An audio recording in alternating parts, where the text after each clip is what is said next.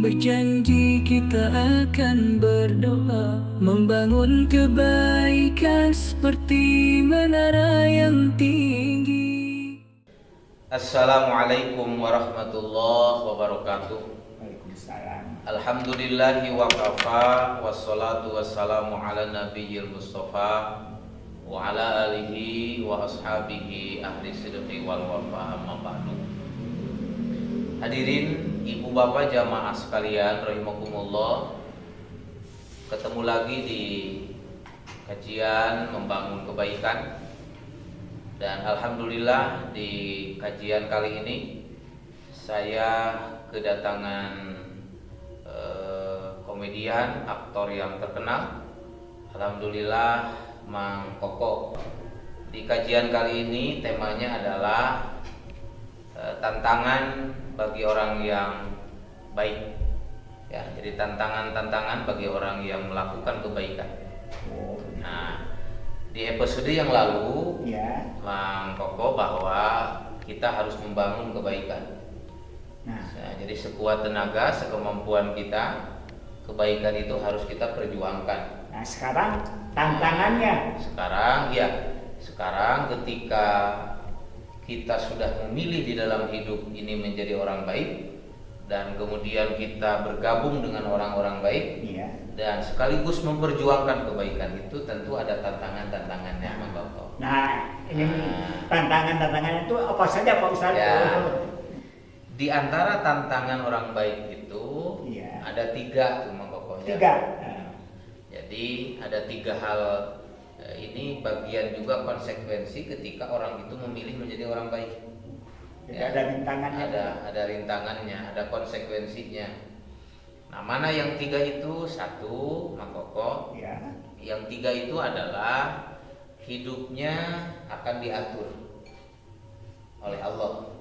Nah, jadi artinya orang baik itu tidak sebebas ketika orang memilih menjadi orang tidak baik. Oh, iya. Jadi tidak sebebas itu. Ya, Pak Ustadz. Jadi orang baik itu dari A sampai Z itu diatur hidupnya.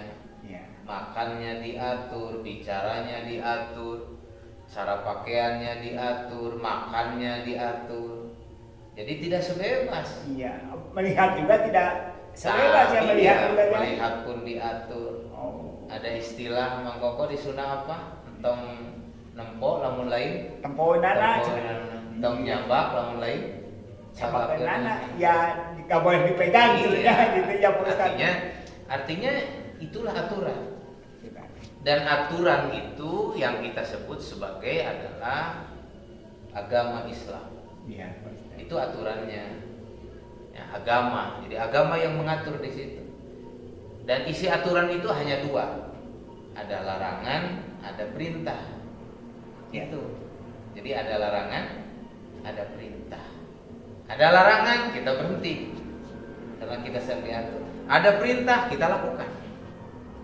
Makanya tidak ada istilah yang kita sering dengar tuh, sebagian masyarakat yang mengatakan, Ustaz, hirup mah kumaha aing.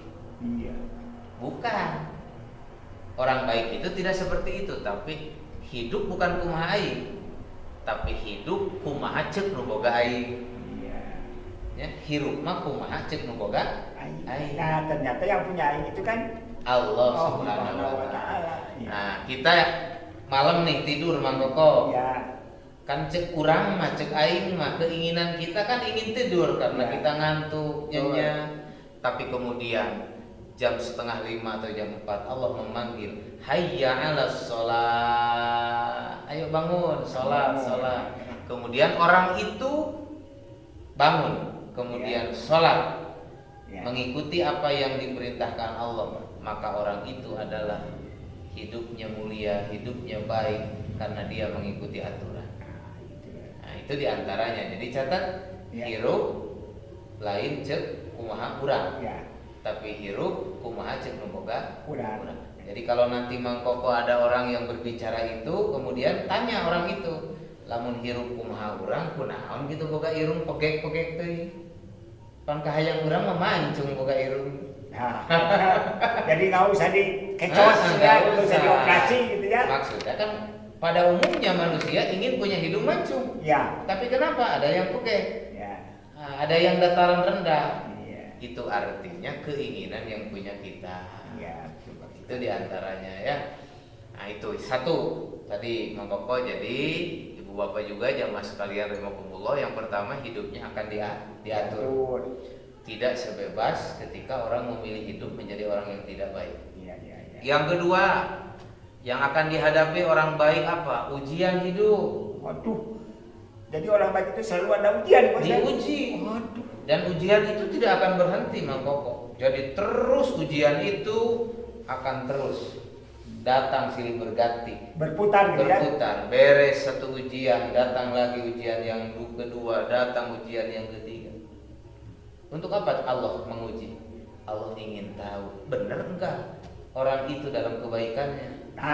Atau jangan-jangan bohong. Iya. Nah, untuk menghadapi ujian itu bagaimana Pak Ustaz? Ya, maka sekarang sebelum saya jawab itu, Mang Koko, pertanyaannya, ujian itu bagus apa tidak? Bagus. Bagus. Iya. Nah, kalau ujian bagus berarti mestinya orang ketika diuji itu senang. Bahkan kalau ketika satu waktu tidak diuji, mengharapkan diuji. Oh iya. Sama seperti ketika Mang Koko dulu di sekolah, saya dulu belajar. Iya. Kalau 1 tahun tidak diuji kan protes ke dosennya. Pak dosen, Pak guru, kenapa saya tidak diuji? Oh iya iya. Nah, Supaya karena mau kita punya mengharap bahwa ujian itu, meyakini ujian itu adalah kebaikan. Nah, sekarang begini, dalam kehidupan sehari-hari, apa bentuk ujian dari Allah itu? Satu, apa yang kita inginkan atau sesuatu yang mengenakan. Mang Koko ingin sehat, Allah kasih sehat. Ujian bukan? ujian. Nah, Mang Koko nih kayak dulu pernah stroke. Nah, Mang Koko Dan tahu misalnya tuh kanan juga nah, ada. itu juga ujian. Ujian. Itu namanya sesuatu ujian yang tidak mengenakan. Ingin sehat dikasih sakit. Ingin punya uang, ujian bukan? Iya. Ujian. Allah kasih uang, ujian. Ujian. Ternyata Allah kasih kemiskinan, ujian bukan? Ujian. Kemiskinan itu sesuatu yang tidak Mengenakan. mengenakan. Jadi sakit, sehat, punya jabatan, tidak punya jabatan, kaya, tidak kaya, itu semua ujian. Itu semua ujian. Nah, oleh karena itu, Mang Koko, kalau tadi kita menganggap ujian itu baik, kemudian saya melihat Mang Koko sedang diuji oleh Allah dengan sakit. Ya. Itu kan tadi ujian. Ya. Berarti saya mestinya begini nih, yang baik itu. Jangan begini, kasihan ya Mang Koko dikasih stroke. Nah, itu salah. Salah Pak Ustaz. Jangan bilang kasihan. Kenapa? Kan ujian tadi baik. Iya betul Pak Ustaz. Kemudian Allah kasih stroke ke Mang Koko, kan baik. Masa kita nyebut kasihan? Justru jangan kasihan. Ketika Allah kasih sakit ke Mang Koko itu jangan kasihan. Justru kita begini, ya Allah, Mang Koko sedang diuji dengan sakit. Tentu derajatnya lebih tinggi di hadapan Allah. Oleh karena itu, ya Allah, kapan saya dikasih seperti itu? Oh gitu Pak Ustaz. Jadi orang yang sakit itu berarti orang yang sedang diuji ya? Iya, kan ujian itu baik. Iya. Tetangga hilang motor, Iya. kemudian tetangga sakit. Iya. Pada umumnya kita bilang apa? Kasihan. Kasihan. Kalau kasihan itu berarti kan kita menganggap orang itu sedang apa? Sedang rugi, sedang hina. Justru bukan rugi, bukan hina orang yang diuji itu, tapi justru kita mengharapkan, ya Allah, kapan saya diuji seperti mereka?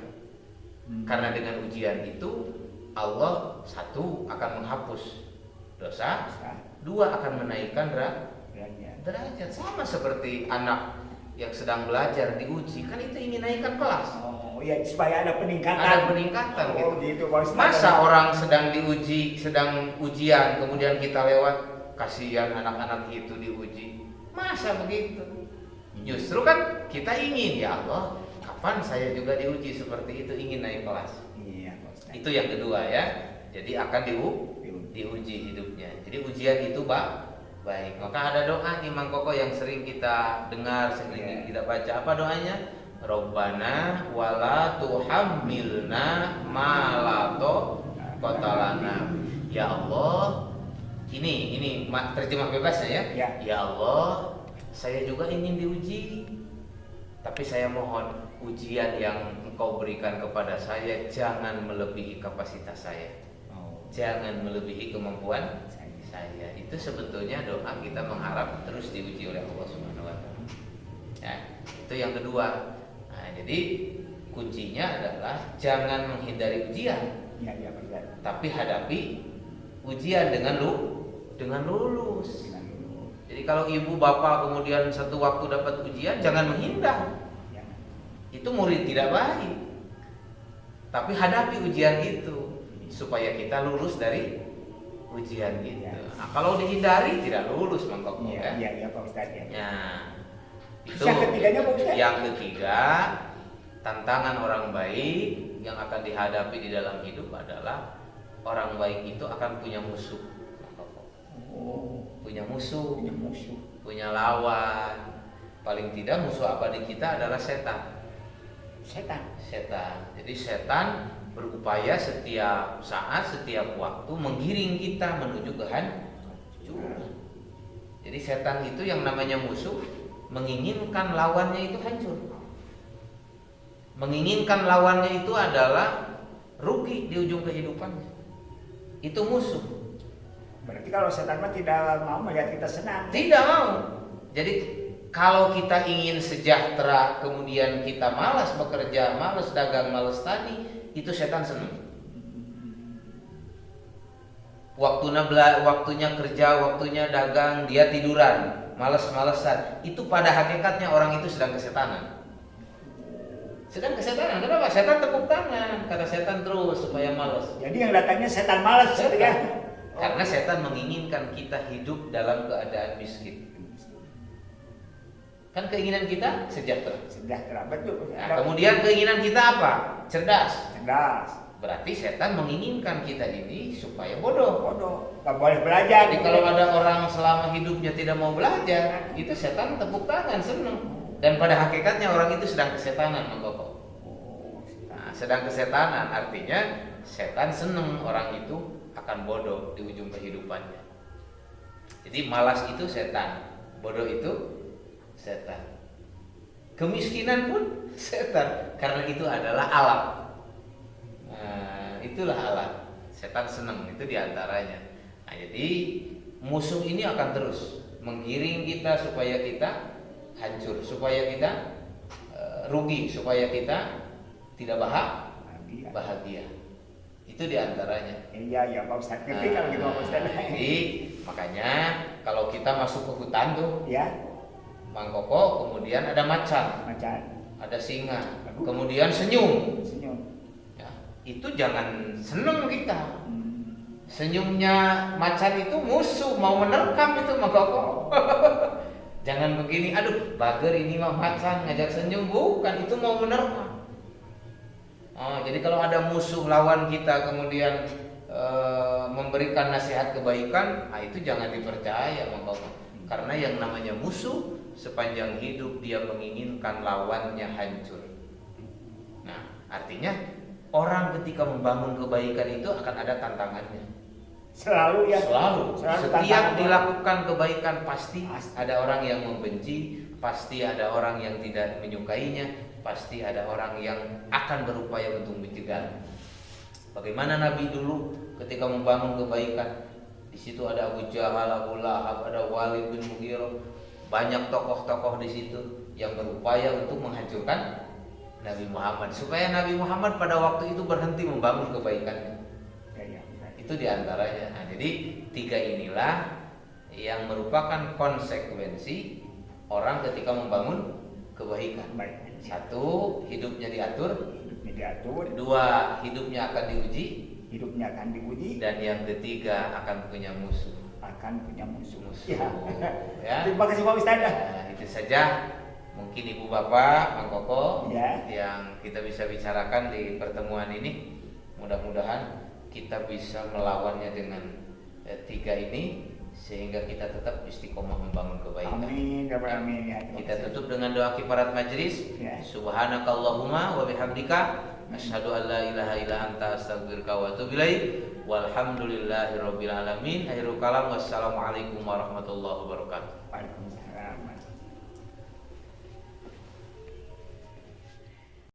Dari hati kami berjanji kita akan berdoa membangun kebaikan seperti menara yang tinggi. Dengan jiwa yang teguh takkan pernah berhenti menyebarkan kebajikan tanpa lelah dan letih.